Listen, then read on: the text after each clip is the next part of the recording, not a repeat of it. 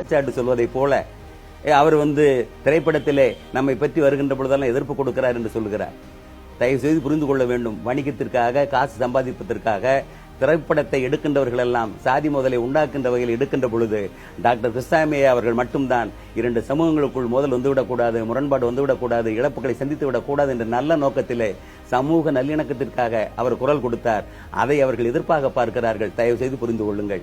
அது மட்டுமல்ல, PCR act என்று சொல்லக்கூடிய வன்கொடுமை தடுப்பு சட்டத்தை பயன்படுத்தவே கூடாது என்று அவர் தன்னுடைய தொண்டர்களிடம் உறுதிமொழி ஏற்க செய்தவர் என்பதை மறந்துவிடக் கூடாது.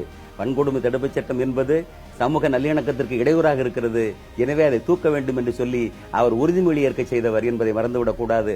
அது மட்டுமல்ல, அவர் மாற்று சமூக பெண்களை எல்லாம் மதிக்க வேண்டும், காதல் என்கிற பேரிலே நீங்கள் உங்களுடைய கடமையை செய்ய தவறிவிடக் கூடாது என்று இளைஞர்களுக்கெல்லாம் எச்சரிக்கை செய்தவர் என்பதை மறந்துவிடக் கூடாது. அப்படிப்பட்ட ஒரு மாபெரும் தலைவர், எல்லா மக்களும் கொண்டாடுகின்ற வகையிலே, எல்லா சமூகங்களும் நல்லிணக்கத்தோடு அவரை மதிக்கின்ற வகையில தான் அவருடைய பண்பாடு இருக்கிறது. அவர் இன்று வரை யாரையுமே விமர்சனம் செய்து பேசியதே கிடையாது. எந்த விதமான கெட்ட வார்த்தை அவர் வாயிலிருந்து வராது. அப்படிப்பட்ட பண்பட்டவர், பண்பாளர், படித்தவர், மிகச்சிறந்த அறிவாளி, சிந்தனையாளர். ஆரம்ப காலத்திலே மார்க்சியம் லெனினியம் சிந்தனையோடு தன்னை இணைத்துக் கொண்டவர், நல்ல வாசிப்பாளர்.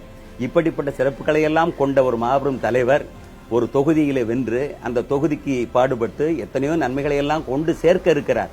அப்படிப்பட்டவரை யாரோ ஒரு சிலர்கள் ஒரு சின்ன சின்ன விஷயங்கள் எல்லாம், இல்லாத விஷயங்கள் எல்லாம் ஊதி பெரிதாக்கி அவருக்கு எதிராக செயல்படுவது என்பது நிச்சயமாக உங்கள் சமுதாயத்தோடைய மக்கள் எல்லாம் புரிந்து கொள்ள வேண்டும். நீங்கள் எல்லாம் தமிழ் சொந்தங்கள். எனவே நீங்கள் இந்த காலகட்டத்திலே உண்மையை உணர்ந்து, யாரோ ஒருவர் தூண்டிவிட, திராவிட கட்சிகளினுடைய கைக்கூலிகளாக இருந்து காசுக்கு விலை போய் இந்த மாதிரியான கூற்றுக்களிலே, செயல்பாடுகளிலே ஈடுபடுகிறார்கள். இதையெல்லாம் முறியடித்துவிட்டு தயவு செய்து உண்மையை உணர்ந்து நீங்கள் ஒட்டுமொத்தமான தமிழ் சமூகங்கள் ஒன்று சேர்ந்து நல்லிணக்கத்தோடு தமிழ்நாட்டுடைய வளம் காக்கவும் இந்தியாவுடைய நலம் காக்கவும் நீங்கள் பாடுபட வேண்டும். அதற்கு நிச்சயமாக நீங்கள் உறுதியாக டாக்டர் கிருஷ்ணசாமி அவர்களுக்கு ரெட்டலை சின்னத்தில் வாக்களிக்க வேண்டும் என்று நான் அன்போடு உங்களை எல்லாம் கேட்டுக்கொள்கிறேன்.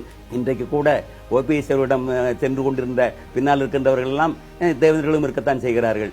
சோழவந்தான் எம்எல்ஏவாக இருக்கக்கூடிய மாணிக்கமும் சரி, அதே போல டிடிவி தினகரனோடு பின்னால் சென்றிருக்கக்கூடிய எத்தனையோ பேர்கள்ல தேவேந்திர வேளாளரை சேர்ந்த சமூகத்தைச் சேர்ந்த எம்எல்ஏக்களும் சேர்ந்திருக்கார் என்பது நாடறியும். எனவே நாங்கள் சாதி சமூகம் பார்க்கவில்லை, தமிழ் சமூகங்களாக பார்க்கிறோம். எல்லோரும் ஒன்றுபட்டு நிம்மதியாக மகிழ்ச்சியாக வாழ வேண்டும் என்று நினைக்கின்றோம். தமிழகம் தமிழர்களால் ஆளப்பட வேண்டும், தமிழர்கள் ஒன்று சேர வேண்டும். இதற்கு திராவிடம் சூழ்ச்சி செய்து பிரிக்க நினைக்கின்றது. இதற்கு இரையாகிவிடக் கூடாது என்று உங்களை அன்போடு கேட்டுக்கொள்கிறேன். தயவு செய்து இரட்டை சின்னத்துக்கு வாக்களித்து டாக்டர் கிருஷ்ணசாமி ஐயா அவர்களை வெற்றி பெற செய்யுமாறு அன்போடு பணிவோடு வேண்டி கேட்டுக்கொள்கிறேன். வணக்கம்.